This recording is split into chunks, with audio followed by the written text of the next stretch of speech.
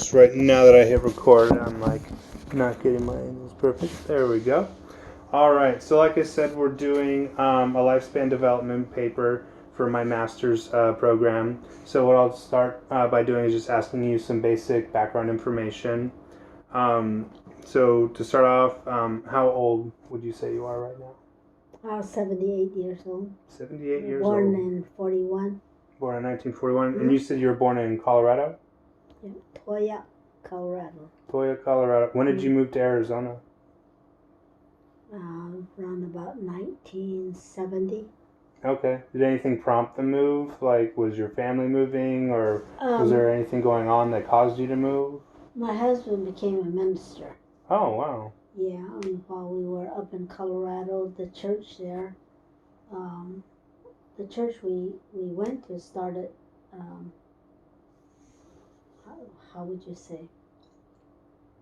Well, they were real friendly and nice, and they became our family.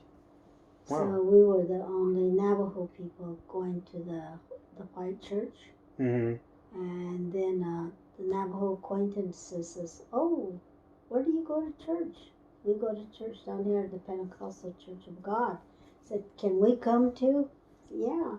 So we started bringing in our Navajo friends and acquaintances. Wow. And then the pastor said, "Hey, we have a lot of Navajo people needing their own pasture, their own language. So why don't we set up a Navajo church?" So we went to Bible school for 2 years. Then they got John as a licensed minister. Later on, he was ordained. And then we started the church there in Colorado. Wow. So it sounds like you really helped your culture really get, a lot more of, that religious, need, or, the church. Yeah.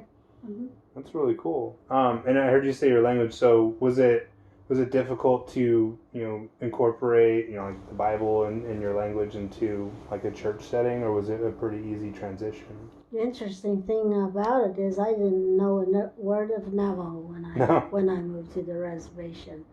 Both of my parents were put into boarding school at a young age. My mom was in boarding school maybe when she was 8 or 9 years old. My dad, then they had a system there where the government was trying to assimilate all the young people. They said we need to put them in boarding school so they'll learn the white culture. And so they got my dad and picked him up and basically took him as a prisoner or whatever and put him in boarding school at 14 years of age. Wow. And they told me he had to learn white culture? Yes. Wow.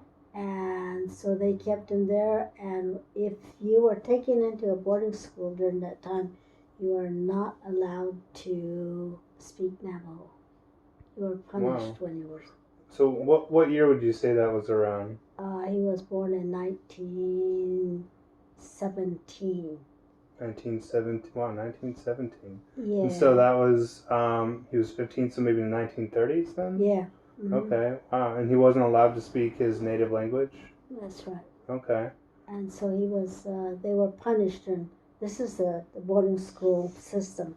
They were punished. So when he got out, he was released when he was 17 or 18 years old, and met my mom, and she had been punished the same way, and they talked it over and says, "We're not going to teach our kids Navajo because they're going to get punished when they go out into the white system, the white culture," which wasn't the case because it wasn't the boarding school.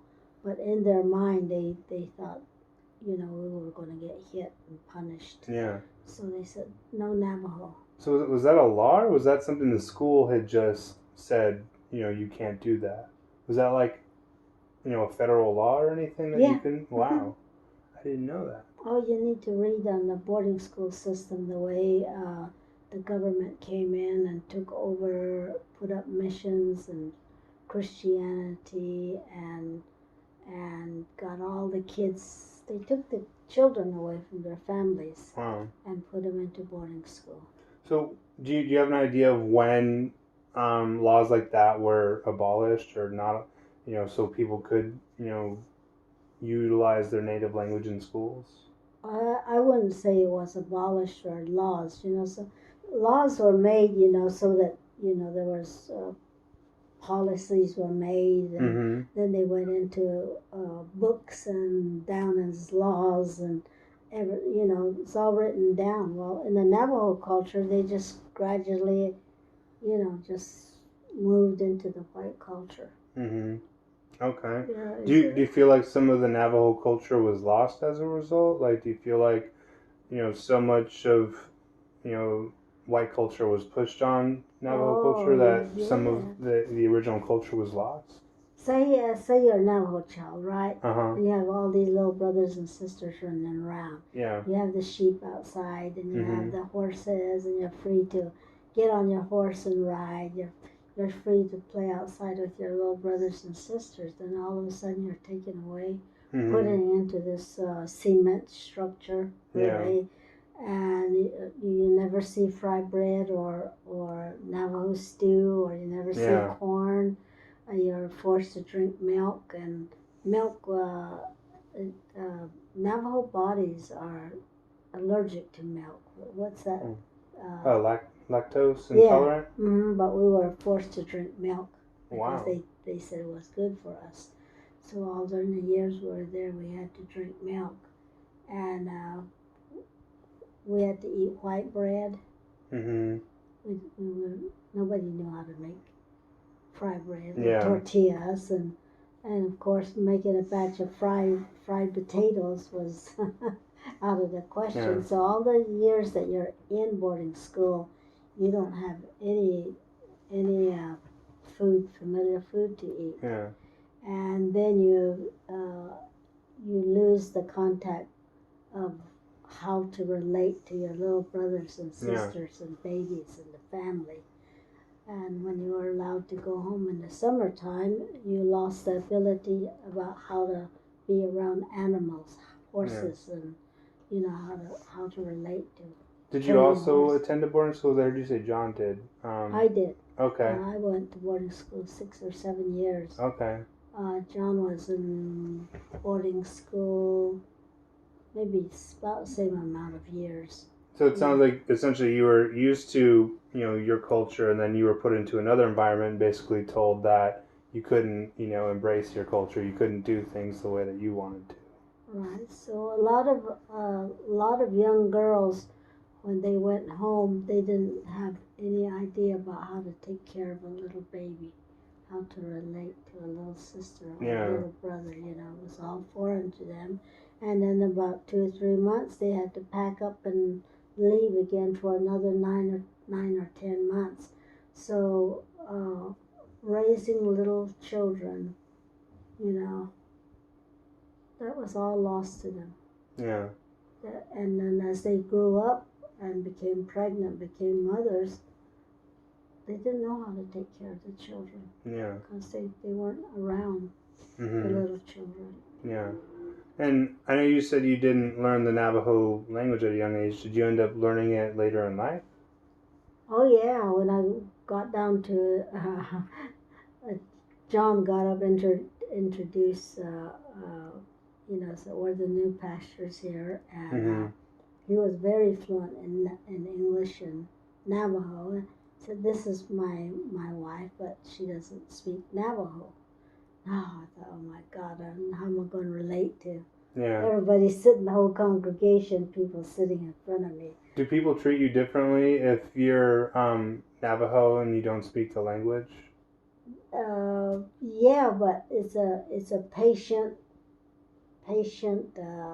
environment that you go in, because Navajos, I like Navajos. They're very friendly.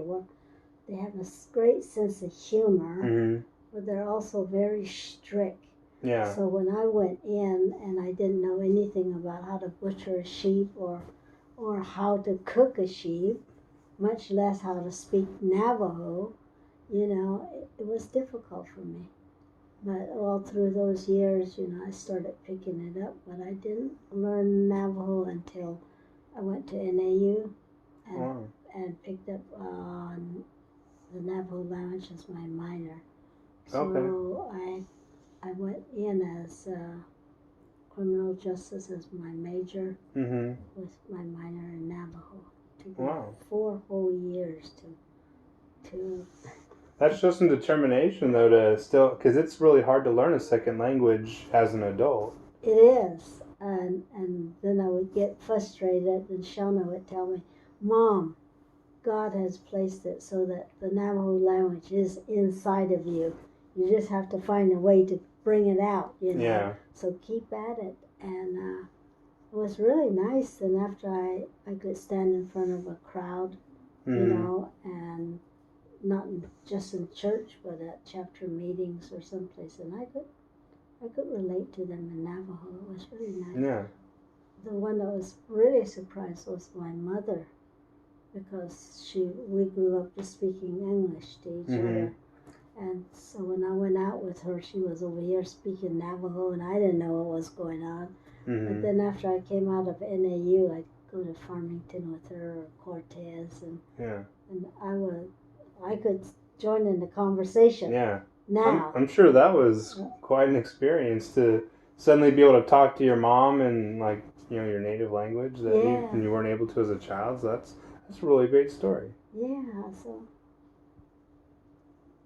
So I came down here with the intention of helping my Navajo people go through the legal system, because a lot of them went through the legal system not understanding the difference between English and Navajo. Like they would get a guy in, you know, and question him, "Well, did you touch her?" You know. And in Navajo, "Yes, I touched her," you know, meaning I touched her, yeah. But in the legal system, he admitted that he touched that girl, the young girl, you know. Yeah.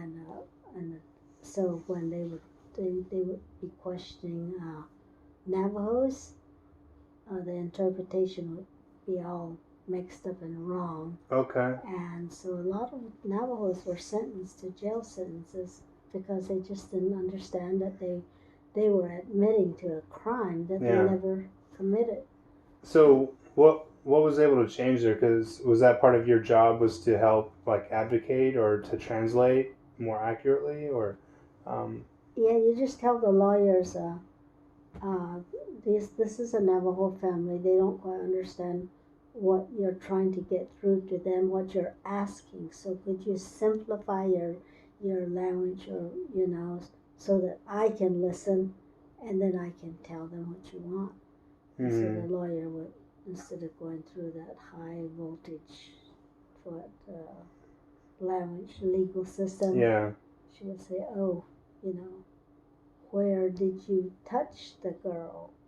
"Oh, I shook her hands," you know. Yeah. "Oh, that's different," you know. Rather than just leaving it as touch the girl, and then they can leave that to interpretation at that point. Yeah, and then they said, "Well, how do you feel?" You know, it just became different because the Navajo then could understand what they were being asked. Yeah. And even I'm not in their system anymore, but I imagine that it still goes on. Yeah. Yeah, because there's no law that says that you must interpret it right, you know. Laws are made in different languages all over the world. Yeah. I think there's interpretations too in the legal system that people are, you know, looking for conviction, so they can get you to say something a certain way that, you know, sounds like a confession. You know? And it's unfortunate for the people who just don't understand or don't get, you know, the right interpretation, or you know. So, and you said you were married. What year did you get married? I got married in 1960. Stayed married to John till he died. Okay. And he was gone. What was the age difference between you and John? There's an 8-year difference, and difference was he was married before. Okay. Yeah, he was 26 when I met him, and I was only 17 when I met him. Okay. I was working as a waitress in Shiprock. And he walked in one night, I should say. The next night he showed up again. And he never left my life. So he kept on coming back in to see you, right? Yeah, 50 years passed, and He gave me Jonathan and Jonah, and then Shauna was the baby. The Okay. children, yeah. Did you have any kind of a special ceremony? Because I'm not very familiar with Navajo culture and like marriage. If it's more like traditional, like, you know, white culture, or if there's any specific things that happen in Navajo culture. Like, what does a ceremony typically look like when two Navajo people do No, like I told you before, I didn't Mhm. speak Navajo. My parents didn't speak Navajo. They Yeah. didn't want to do anything with the Navajo culture that would bring shame Mhm. or punishment or hurt to Right. us. And so we were never taught Navajo culture. And So John knew Navajo though, right? yeah, Okay. but he backed away from it. Like in Navajo culture, they have a ceremony when a baby first laughs. Mhm. Then they have a great big feast, Mhm. and a little baby is placed on the mother's lap, and the little baby holds a little plate with salt or a little presents, and gives to the visitors. Yeah. Begins to be learning how to be a host at a real young age. Mhm. And everybody comes from miles around and eats. The baby has laughed, Yeah. first laugh, That's cool. and different ceremonies in a child's life is celebrated. But we never had those because we didn't know anything Yeah. about it. My mom and dad didn't. So as you've gotten older, have you tried to incorporate more Navajo culture into the lives of your children and grandchildren? Is it something that has become more important as it's become a little more accepted in society? Not really, because strange things happens when you become a Christian.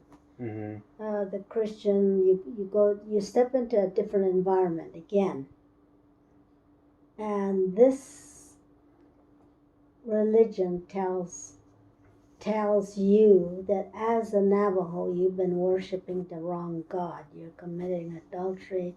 You've gone into sin.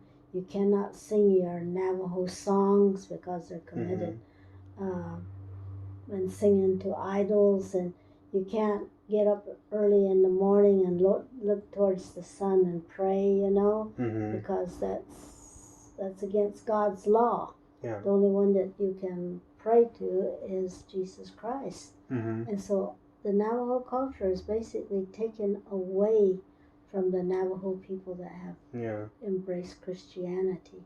Okay. Yeah. So is that your belief now, or what is your belief now? It was my belief as long as I was in the church. Mhm. Very strict. But now that I've left the church because John's gone, and it saddens me that our beautiful Navajo songs were forbidden for us to sing. Yeah. Like our poems that were written not written, but quoted in Navajo all through the years by elders. Mhm. Like there's one that says, "In beauty I walk." Mhm. It's one of them. That's And nice. then beauty is ahead of me. Mhm. Beauty surrounds me. Beauty is behind me. Beauty is on top of me. Mhm. That's a beautiful song, and I think if God